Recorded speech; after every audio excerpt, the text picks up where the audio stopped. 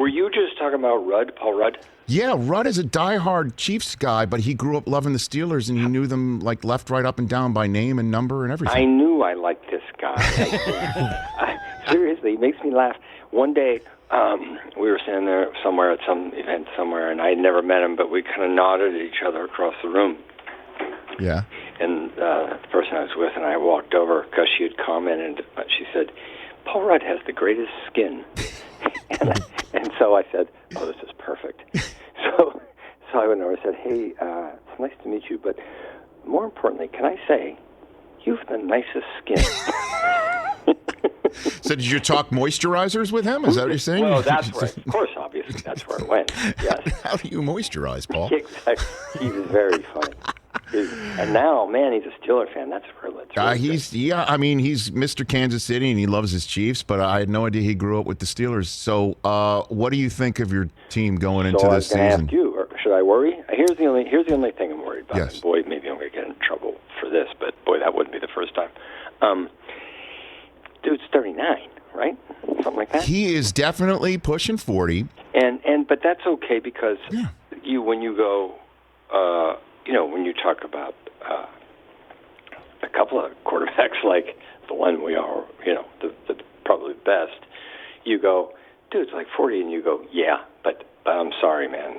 Forget that number when it comes to him. With Ben, I'm not sure he has that regimen enough that, Exactly. The two words you don't usually associate with Ben Roethlisberger, Michael Keaton, are health and nut. That's right. You know what I mean? So right. So the question is what will happen? But he does look more in shape. Yeah. And here's the one guy that I'm pegging, okay. For the Steelers. Okay. It's Najee Harris, the kid that they drafted. Yeah. Because this is the way to get Ben to stop, and the offense maybe, to stop winging it around 50 times a game, despite how talented their receivers may be.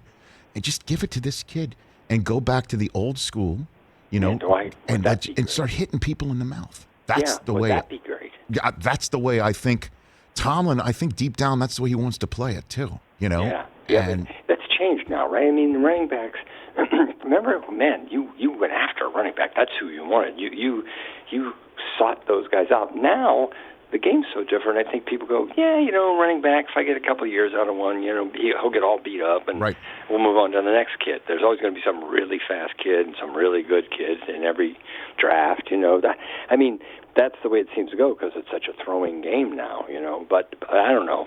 Look. Let's hope, but they kind of improved the line a little bit, right? Yes, they did, and they get Devin Bush back in the middle of that defense. We love. Exactly right, and I love Joe Hayden, man. I think he's like a unicorn back there, in year 12 for him. I don't know, and obviously T.J. Watt. They're kind of like the shrug emoji team. They could be dreadful, based on maybe getting hurt. With some important players, or they could just be the surprise of 2021 and a nice little throwback for it. That would be awesome. By the way, yes, that's the first. Did you coin shrug emoji? Yeah, I don't know. I'll ask my guys around here.